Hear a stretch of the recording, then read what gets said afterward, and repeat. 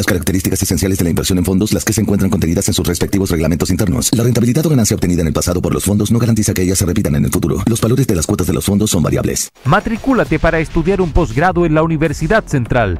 Obtén tu magíster en 1 año y medio de duración con certificaciones intermedias de 3 diplomados. Contamos con un cuerpo académico de excelencia e infraestructura de primer nivel. Puedes conocer nuestra oferta académica online en www.postgradosusen.cl. Postula. Inicio de clases en agosto. Postgrado Susen, para los que buscan avanzar. En el Mostrador Podcast continúa Al Pan Pan, la conversación que buscas para comenzar tu mañana. Bien, ya estamos de regreso y paso de inmediato a saludar a la senadora por Demócratas, la senadora Jimena Rincón. Senadora, muchas gracias por estar con nosotros esta mañana. Muy buenos días, Nilma. Senadora, quiero partir por el tema de lo que pasó con la ida, ¿no es cierto?, de la CPC para este Tenga se presenta ante el Tribunal Constitucional para objetar lo que ellos dicen vicios de constitucionalidad de la Ley de Delitos Económicos. Bueno, esto fracasó, la ley sigue su curso, ¿no es cierto?, y quiero preguntarle qué sensaciones le deja a usted esta decisión de la máxima cúpula empresarial, que a su vez fue apoyada también por la SOFOFA. Mira, yo creo que aquí claramente alguien asesoró mal a la CPC, a la SOFOFA, y no les contaron el detalle de la ley. Y lo digo así porque cuando uno revisa la ley de delitos económicos y se va al detalle de la misma, no puede o no logra entender que hayan ido con un téngase presente al Tribunal Constitucional con un tema que de verdad cuando uno mira la ley y el detalle no está en ningún lado. Cuando uno mira, Mirna, las mismas declaraciones del empresariado que dice que aquí por culpa de unos pocos que tienen malas prácticas se generaliza y paga todo el empresariado. Bueno, aquí lo que busca esta ley es justamente que eso nunca pase, que exista un comportamiento correcto, que no existan malas prácticas que al final terminan perjudicando a las personas y en muchos casos, ejemplo, la Polar, a las personas que hacen más esfuerzo en el día a día para salir adelante.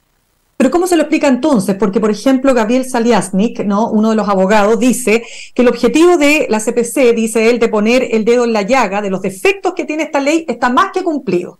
Y la CPC a su vez está pidiendo una mesa técnica para corregir, dicen ellos, esos defectos. O sea, uno podría esperar o pensar que la CPC está totalmente convencida que esta ley tiene vicios y que son vicios que son necesarios de corregir. Es que, ¿sabes qué? Una ley que se demoró 5 años en tramitarse. No tuvo nunca la presencia de ninguno de estos actores en su trámite legislativo. Y participaron académicos, profesores, distintas personas en la tramitación de la misma. Se hicieron correcciones. Uno no entiende que ahora, cuando ya está lista la ley, aparezcan, ¿no es cierto?, estos abogados, colegas míos, por cierto, señalando aquello. Cuando además la ley dice expresamente que se sanciona con mayor severidad la participación activa en alguno de estos tipos o delitos. Entonces, mira, créeme que me cuesta, en el caso del abogado Gabriel Saliasnik, a quien conozco, que haya caído en esta imprecisión, por decirlo de alguna manera, en un tema que creo que requiere que tengamos todos una mirada compartida. Y esto que ha pasado, que usted dice, no estuvieron antes y estuvieron ahora, al final aparecen, ¿no es cierto?, objetando en esta arremetida ante el Tribunal Constitucional, en este téngase presente, que ojo, dicen algunos constitucionalistas con los que me ha tocado conversar, que no es una facultad de gremios, por ejemplo, ¿no?, hacer esta presentación, que es una facultad que solo tiene el presidente de la República, el Senado y la Cámara de Diputados. Y sin embargo, bueno, se hizo. Entonces, básicamente lo que quiero preguntar... Sí, dígame.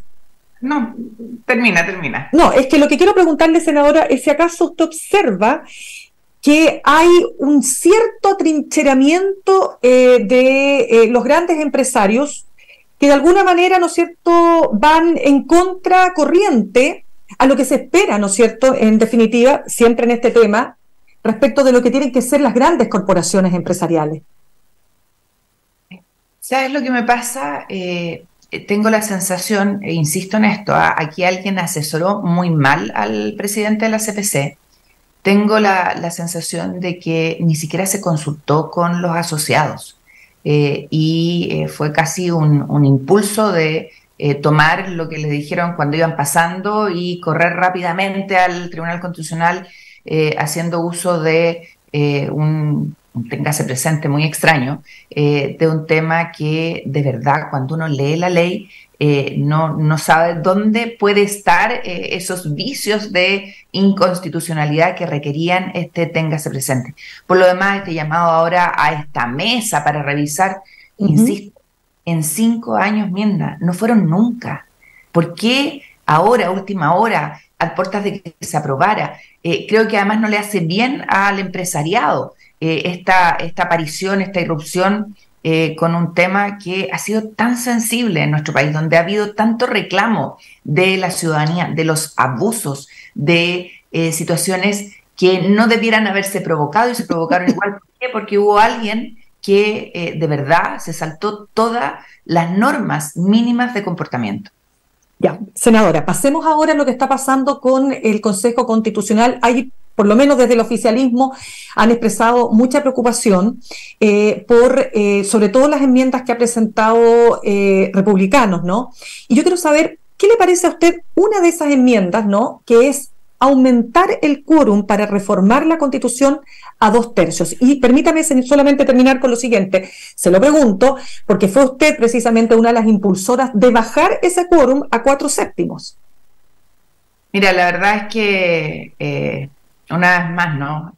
Uno no entiende estas cosas porque nos pasamos de una constituyente de la extrema izquierda, nos estamos pasando a una constituyente de la extrema derecha, donde los polos, lamentablemente, lo que al final logran es que la ciudadanía diga, ¿saben qué? No quiero esto. No es por lo que a lo que nos convocaron cuando se inició este proceso hace ya más de dos años, ¿no? El 2019. Imagínate el tiempo que ha pasado. Vamos por los 4 años.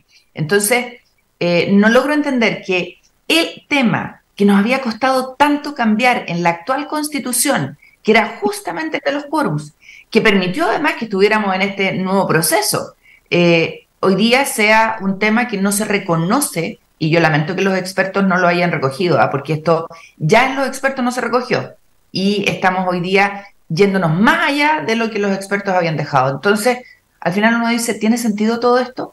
Vamos a quedar lo que ya habíamos logrado en la Constitución, y perdónenme que lo diga así, de Ricardo Lagos, vamos a irnos a algo más allá de lo que por fin habíamos logrado reformar. Yo al menos, Mirna, no logro entenderlo, y créeme que obviamente nos pone en una posición de reflexión respecto de lo que vamos a hacer con el texto constitucional si finalmente esa es la propuesta de quórums para reformar el texto. Así las cosas, y en esa actitud que dice usted de reflexión, hasta ahora, en lo que va la discusión, ¿es esta una constitución que une? ¿Es esta la casa de todos? ¿O es esta la constitución de un sector político? Tal como se está viendo el dibujo del texto, está siendo nuevamente, como lo fue anteriormente, la casa de los de extrema izquierda, de la lista del pueblo, ahora está siendo la casa de republicanos. Y ojo, que no se equivoque republicanos, porque no tiene republicanos un 80%, un 60% de respaldo. El que hayan ganado la representación en la constituyente ofreciendo término a la inseguridad, término a la violencia, no le está a ellos la representación de la mayoría de nuestro país. Entonces, al final, por querer llevar el agua a su molino, puede que se terminen encontrando con una piscina absolutamente vacía. Si eso ocurre, si se impone el criterio de republicanos, ¿no es cierto?, ¿en qué pie diría usted queda una eventual candidatura presidencial de José Antonio Kast? Es que, insisto, si se impone el criterio de republicanos y republicanos no logra entender que es el peor error que podrían cometer porque se transformarían en la lista del pueblo del proceso anterior, puede perder esa propuesta en el plebiscito de salida. y creo que eso no es bueno para el país, más allá de la candidatura de Kast. Senadora, ¿qué espera usted entonces de Chile Vamos? No se lo pregunto para que todos los que nos están viendo hasta ahora entendamos todos, ¿no es cierto?, que aquí hay una mayoría que permite hacer y deshacer en este Consejo Constitucional. O sea, se dio vuelta el tablero, ¿no?, respecto al proceso anterior. Entonces, Chile Vamos acá, ¿es para usted la bisagra, la que ponga los paños fríos, la que ponga la cuota de sentido común, el criterio? No sé cómo lo ve. Es, sin lugar a duda, muy importante lo que Chile Vamos logre hacer y logre conversar con el sector de republicanos. Pero también tenemos un rol nosotros, los partidos políticos, incluso los que no estamos en el proceso constituyente directamente involucrados, porque no tenemos representación en el Consejo, de hacer ver a republicanos el error que están cometiendo. Porque pueden encontrarse con una sorpresa que no están dimensionando y que claramente la lista del pueblo en el proceso anterior tampoco dimensionó. Sí, porque fíjese que yo conversaba con una consejera UDI hace algunos días y ella señalaba que si bien ellos, por ejemplo, no respaldan esta idea de incorporar el derecho a la vida del que está por nacer y darle rango constitucional y no dejarla como está actualmente en la Constitución, que será la ley la que, ¿no es cierto?, establezca la protección de la vida del que está por nacer, ellos sí estarían disponibles, fíjese usted, para este quórum de los 2/3. Entonces, de nuevo, ¿hasta dónde efectivamente tanto UDI, Renovación Nacional y Evópoli pueden ser aquellos que permitan que este texto finalmente se apruebe? Mira, no he hablado con la gente de la UDI en el Senado, ni con el presidente de la UDI, no sé cuál es la posición que tienen ellos de esta materia. De hecho, no estaban de acuerdo con el téngase presente de una de sus vicepresidentas constitucionalistas en materia, ¿no es cierto?, de delitos económicos. Así que puede que tampoco estén de acuerdo con esto y me sorprendería que ellos que nos respaldaron en el proyecto de rebaja de quórums hoy día estén por elevarlos nuevamente. Creo que sería un error de cálculo político gravísimo.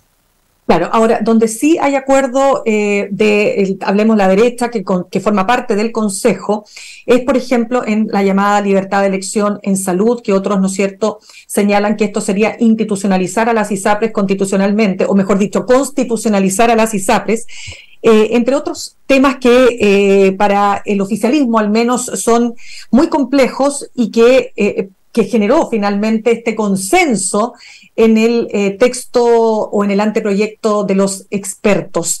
¿Cómo ve usted ese punto, esa discusión?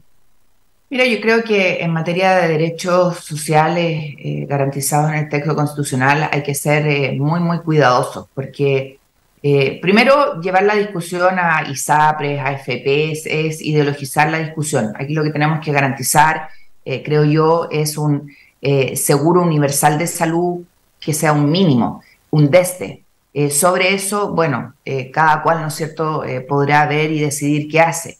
Y enfrascarnos en esta discusión de la institución ISAPRE creo que es un error. Y cometer el error de consagrar la libertad de elegir el establecimiento de salud al que se accede también puede ser un error, porque ¿qué va a ocurrir si una persona dice yo quiero atenderme en la clínica Los Angelitos, perdón que ocupe ese nombre de fantasía, ¿ya? Y la clínica Los Angelitos cuesta millones de pesos en su atención y el Estado no tiene cómo garantizar ese derecho? Entonces, la redacción de las normas también tienen que ser con cuidado desde el punto de vista de la capacidad del Estado de garantizar efectivamente los derechos, porque no pueden ser letra muerta. E insisto, nuevamente nos tenemos que preocupar de que lo que queremos consagrar en el texto constitucional, que es la caparazón, que es el marco general de regulación de distintas materias, no sea al final una trampa que haga que sea imposible dar esos derechos a la ciudadanía. Ya, pero en ese sentido, ¿usted sí está de acuerdo con que se agregue la libertad de elección en salud? Dependiendo cómo se redacte, sí, y lo hemos dicho muchas veces, de hecho es una de las propuestas que nosotros como demócratas hemos defendido, con el estándar mínimo universal garantizado para todas y todos. Ya, o sea, va a ser fundamentalmente ese aspecto que dice relación con la forma en que quede escrita esta norma. Senadora. Yo creo que la libertad es algo que uno tiene que resguardar y garantizar en el texto constitucional. Y obviamente en materia de derechos sociales tiene que ser con responsabilidad a efectos de no crear una ilusión a la ciudadanía que no se pueda cumplir. Claro, lo que pasa es que, por ejemplo, el abogado constitucionalista Javier Couso señalaba o ha explicado, ¿no es cierto?, que si queda redactado tal como se plantea por parte de la derecha, si es que llegara a fracasar el sistema de ISAPRE, por constitución el Estado está obligado a impulsar, ¿no es cierto?, la formación de esta, digamos, de esta manera de proveer recursos o prestaciones, quiero decir, de salud. Y que también, a su vez, dice el mismo constitucionalista, el Estado se vería imposibilitado de crear un sistema nacional de salud como existe en el Reino Unido, ¿no? Entonces, dejarlo escrito y amarrado en la Constitución tiene estos dos efectos. Es que vuelvo a lo mismo, y yo quiero mucho a Javier Couso, no nos quedemos entrampados en la ideología. El que el texto constitucional garantice la libertad de elección, cuál es el sistema que yo quiero, no significa que no tenga que imponer estándares mínimos a los sistemas de salud, porque aquí claramente estamos hablando de que va a haber más de uno, a los sistemas de salud de lo que le tengo que garantizar a la ciudadanía. Porque si no, ¿sabes lo que pasa, Mirna? Lo que pasa hoy día en nuestro país, tenemos un sistema público de salud y lo que ocurre muchas veces, y lo digo por lo que pasa en nuestro Maule, es que las personas tienen que hacer bingos porque el sistema público, que debería ser garantizado para las personas, ¿no es cierto?, no les da respuesta a sus atenciones. Mira, tengo aquí pegadito en el computador una persona del Maule, Marcela, no me va a dar el apellido, que está desesperada, necesita un diabetólogo, y en el Maule no tenemos un diabetólogo donde ella vive en Parral, y estamos buscando quién la atienda. Porque la hora en el sistema público para ella, que tiene los niveles de azúcar disparados, no se la garantizan hasta, me decía ayer ella, más de un año. Esa es la situación del sistema público. Entonces, nos metemos nuevamente en la discusión de si tiene que haber solo uno público o puede haber más de uno, y no nos quedamos en la discusión de ¿qué le vamos a garantizar mínimamente a la ciudadanía? Vuelvo a decir, caemos en el error de lo que ya vivimos y espero que no volvamos a vivir. Senadora, quiero preguntarle a propósito de la conmemoración de los 50 años, ¿cómo ha visto usted esta propuesta que hace el presidente Gabriel Boric desde Europa, mientras está en esta gira, ¿no es cierto?, para generar un acuerdo transversal político en contra del golpe de Estado? Mira, ese es un tema que estamos conversando en la directiva de Demócratas. Ayer tuvimos reunión de directiva hasta tarde, y nosotros creemos que el tema del golpe de Estado es algo que obviamente ningún país puede vivir ni repetir, pero no solo el golpe de Estado, también la condena a los regímenes totalitarios, la condena a la conculcación de las libertades, la condena a la persecución, la condena a todos los regímenes que no permitan la libertad de las personas. Y es algo que obviamente estamos conversando para ver cómo lo planteamos a nivel país, porque lo que vivimos el 11 de marzo del 73, yo tenía 5 años, no podemos obviamente volver a vivirlo, pero tampoco podemos vivir lo que vivieron muchos hombres y mujeres en nuestra patria, mi padre, uno de ellos, haber sido perseguido,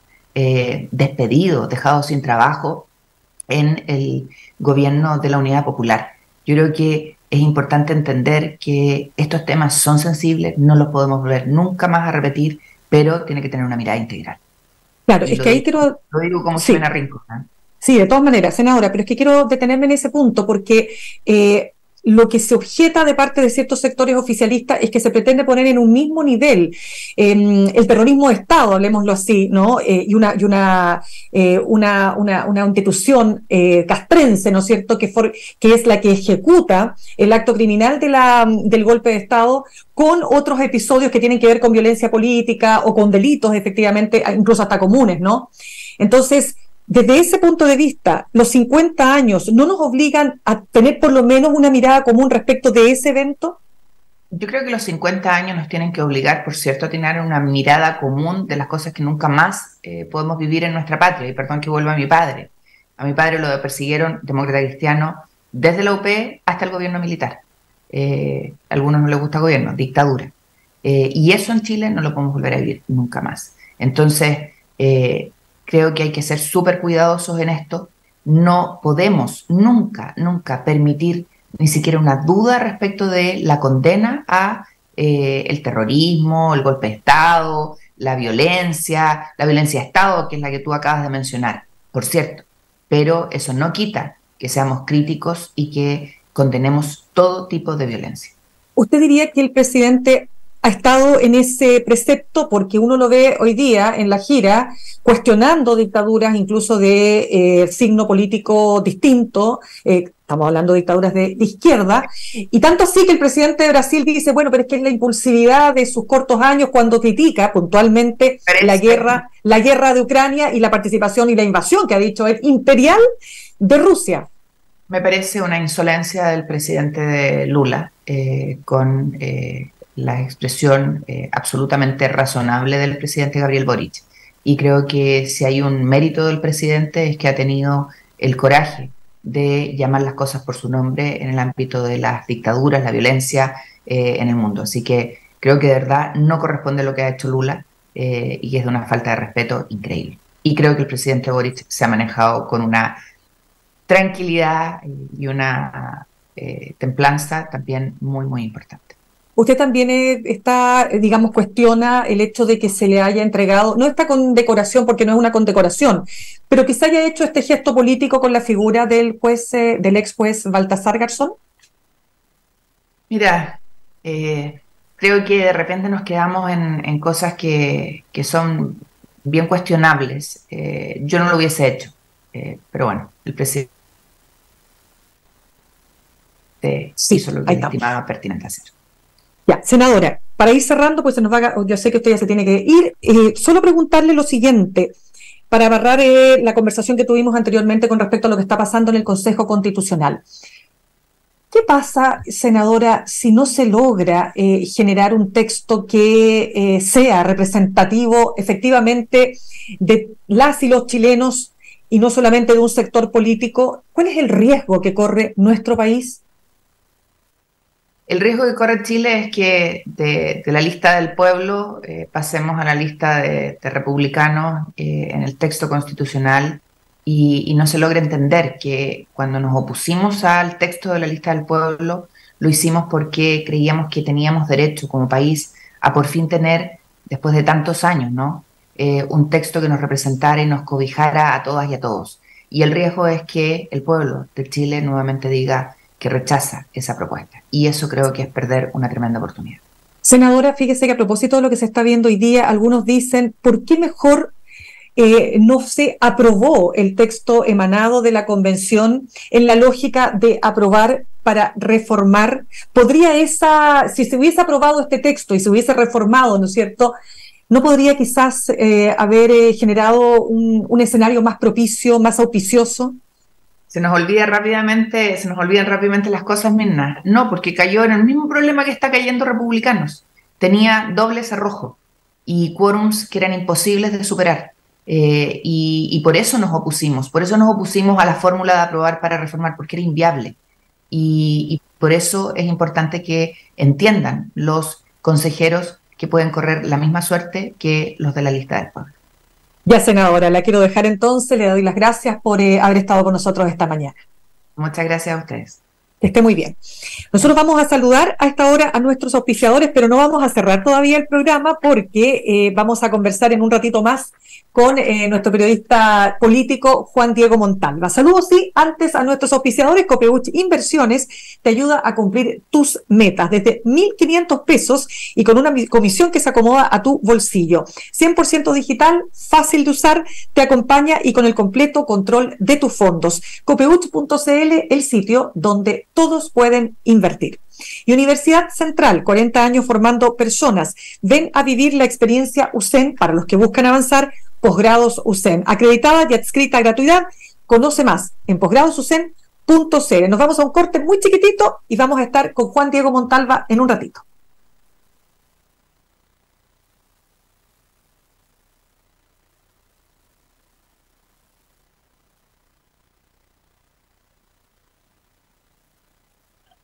Vamos.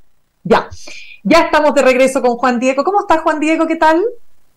Muy bien. ¿Tú, Miriam, cómo estás? ¿Cómo va esta Todo mañana? bien por acá. Muy bien, va muy entretenida. Oye, con muchas cuñas, como decimos los periodistas, de dos buenos entrevistados que acabamos de tener, el ministro de Justicia y la senadora Jimena Rincón. Ya, Juan Diego, te doy la palabra. Quiero que me cuentes qué está pasando en materia política de lo que tú estás reporteando. Bueno, en materia política, hay varios temas, ¿eh? Pero antes escuché al ministro de Justicia y quería destacar la relevancia que tiene este ministro de Justicia. Yo creo que se ha transformado en el abogado del gobierno más que el ministro de Justicia, además del ministro de Justicia. Es impresionante cómo siempre sabe resolver situaciones de crisis. No olvidemos que él llega por el caso indultos, luego envía al Tribunal Constitucional, envía los senadores de la oposición el caso indulto al Tribunal Constitucional y logra de alguna manera una resolución bastante favorable para el gobierno, enfrente a una crisis que duró casi 3 meses.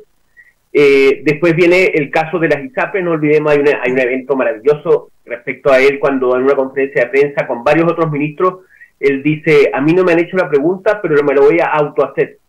Y se pone a hablar sobre su opinión sobre la ISAPRES. Y ahora lo vemos respondiendo el tema de esta téngase presente que colocó el abogado Saliasri en el Tribunal Constitucional, donde también tiene nuevamente muchas respuestas.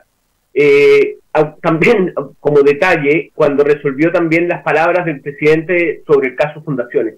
A lo que voy, que es un ministro que si bien a mí una vez una persona me dijo, un analista de la política importante, miembro de la clase política, me dijo que era el ministro de Justicia más importante que ha tenido desde el retorno a la democracia. Yo creo que hay que temporar eso, o sea, hay que relativizar, porque tenemos a Francisco Cumplido y tenemos a la ministra de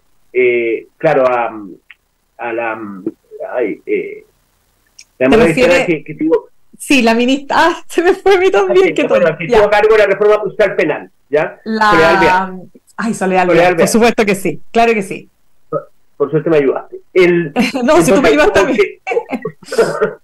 Pero ahí de alguna manera hay ministro de Justicia relevante, cumplido todo el tema de derechos humanos, la liberación de los presos políticos, y Soledad Alvear el tema de la reforma procesal penal. Pero en este caso es una persona que tiene, Luis Cordero tiene una presencia y una templanza que uno se la quisiera en otros ministros.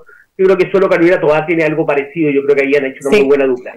No, yo creo que, de hecho, perdona que te interrumpa en ese puntito solamente, de hecho, muchas de las análisis que se hacen respecto del gobierno, de su baja aprobación o de este 30% del cual no se mueve ni para arriba ni para abajo o para arriba, siempre se destacan los buenos ministros que tienen, o sea, estamos hablando, como dices tú, ¿no es cierto?, el ministro Cordero, la ministra Jara, ¿no es cierto?, de Trabajo y Previsión Social, la ministra vocera de gobierno Camila Vallejo, estamos hablando de la ministra del Interior y el ministro Marcel. Entonces, en ese sentido, claro que tiene el gobierno buenas figuras, buenos cuadros políticos, ¿no?